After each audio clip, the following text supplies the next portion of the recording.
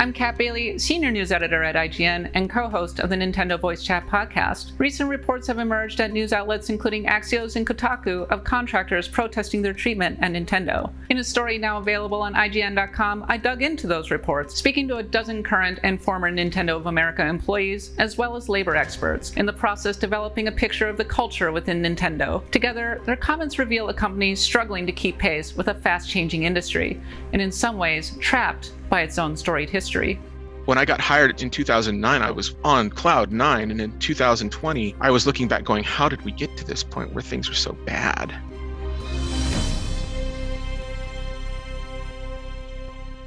If you're a Nintendo fan, you've probably idly wondered, what's it like to work at the company behind Mario, Zelda, and so many other beloved properties? From Howard and Nestor to Muppet versions of various Nintendo executives, Nintendo of America in particular has long cast itself as something like Willy Wonka's Chocolate Factory, a company that's every bit as fun as the product it creates. The air of secrecy that it maintains adds all the more to its sense of intrigue. But behind those gates, full-time and contract employees alike at NOA are struggling to keep pace with the demand generated by the success of the Nintendo Switch, burdened by equipment that constantly crashes, the slow pace of translation, and strict secrecy. It appears to lack the toxicity that we've heard from companies like Activision Blizzard. Many employees at all levels describe close friendships and a desire to do the best work they can, but is tempered by a lack of resources and moments like being expected to work on December 24th. In so many ways, Nintendo of America still feels like a family business, one that offers a rare sense of safety in the volatile games industry, but also expects employees to work hard on behalf of their comrades. It's an ethos that goes back to NOA's earliest days. You know, someone asked me one time, what does your organization chart look like? And I said, it's one long line with everybody on it because we're all part of the company. And that was really true at Nintendo. Meanwhile, Nintendo of America has adopted some of the tech industry's most controversial practices. In particular, a heavy reliance on contractors who have little hope of becoming a red badge or an NOA, slang for full-time employees who enjoy far greater privileges than their colleagues. In a series of interviews, sources familiar with Nintendo described how contractors, known as associates, are frozen out of meetings, diversity groups, and even holiday parties. Some describe a strict attendance policy where just 3 days of absence are enough to warrant termination, or having to explain in exhaustive detail why they should be allowed to take a sick day. One former employee, Jen, was a contractor within Nintendo's call center tech support for 10 years before departing in 2020. She talked about how she was expected to take on a host of responsibilities with few benefits and virtually no path to full-time employment. Towards the end of my time there, I was managing a team of about 13 people during a product launch, acting as a chat lead, because I had been there since day one. I was doing forum moderation as well, and was the forum lead at that point, and had written documentation for it. And I'm looking around going, why am I not a red badge quite yet? What's going on here? Jen says she tried on numerous occasions to earn a coveted red badge, until one incident made her realize that it was time to look elsewhere. Switch launches, I think, March 3rd of 2017. My sister passes away March 9th. And I was just like, guys, I got to go back to Texas. I got to take care of my family for a while. My contracting agency was like, this is cool. Go ahead and do this. And when I came back, I was supposed to have a final interview for a managership. And the manager was like, you took too much time off. And that's when I checked out. Jen's experience is echoed throughout our interviews with both full-time and contract employees at Nintendo of America. Whether in product testing, localization, or support, both contractors and full-time employees describe the feeling that contractors are treated as second-class citizens at Nintendo. Many of the contracted employees even work in a totally different building from the headquarters fans know so well, just past the soccer pitch that, like so much of the rest of NOA, is reportedly off limits to them. To get a better picture of the current employment landscape, I spoke with Lauren Tucholsky, a California employment lawyer who explained why many companies are increasingly relying on contractors. I think it's fair to say that over the past 10 years, companies have increasingly been classifying their workers as independent contractors. They do so for a number of business reasons. Employers or companies that properly classify someone as an independent contractor, they don't need to comply with minimum wage laws, with overtime laws. They don't need to provide workers' compensation insurance for that worker. So if they get injured on the job, the company doesn't have to pay for that. They are exempt from California's unemployment insurance benefits. Companies don't have to pay payroll taxes for independent contractors. So I think a lot of companies view it as a significant cost savings to be able to classify someone as an independent contractor. What makes Nintendo almost unique is that many of its full-time employees remain with the company for decades.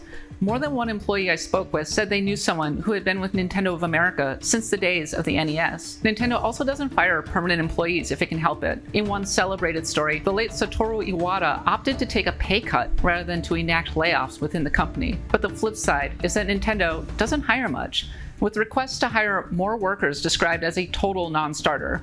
Instead, both full-time and contract employees are expected to meet growing demand by taking on more responsibility by themselves. Former Nintendo of America president Reggie Fils-Aimé described his own experience with this culture in his new book, Disrupting the Game, which released on May 3rd. In an interview with IGN intended to promote Disrupting the Game, we got a chance to ask Fils-Aimé about his own experiences while responding to the recent reports coming out of Nintendo. One particularly illuminating story reveals how Nintendo of America viewed employee development in 2004 when Fils-Aimé first came aboard.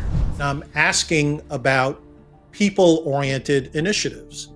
What do you do from a learning and development standpoint? What do you do from the perspective of enabling people to get exposure to new and different thinking and other ways of upskilling the organization? And his answer to me was, Reggie, we don't do that here. And I'm taken aback. And he continues that, we're Japanese parent. Our parent doesn't believe in this. Therefore, we don't implement it. And I literally said, this is not consistent with my beliefs. It is not consistent with what I believe a leader needs to do to develop an organization and to enable it long-term to be successful.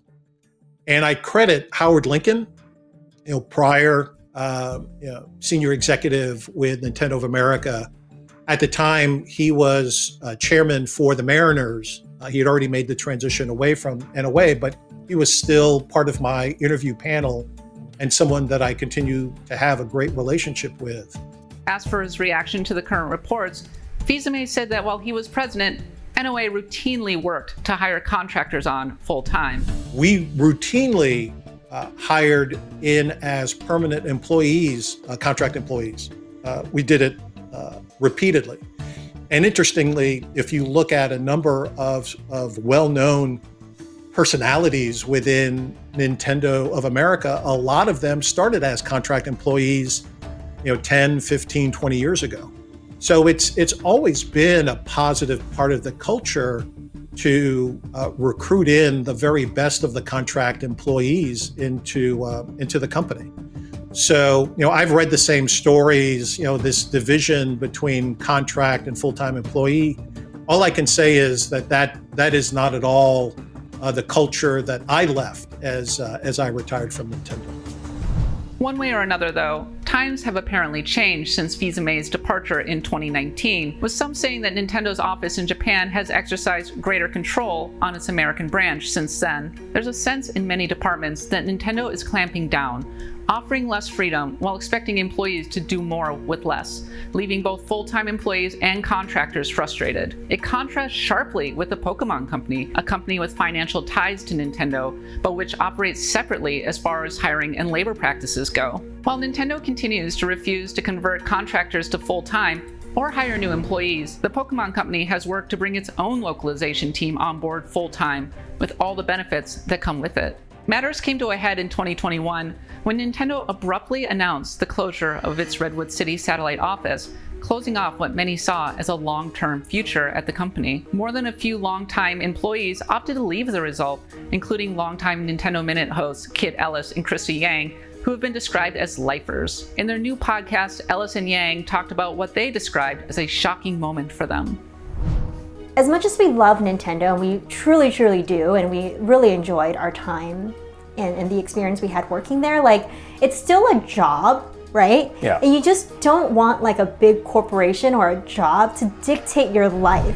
Up until that point, few employees had dared to complain publicly about Nintendo's policies, but with reports like the one from Kotaku making waves internally, employees are increasingly reflecting on the treatment of contractors, the perceived lack of empathy in matters like the Redwood City closure, and a general feeling of being overworked and underpaid. Jen, for her part, has moved on to full-time employment elsewhere. Ultimately, she said she has had some fond memories of her time at Nintendo, but that she didn't really know how rough it was until she left.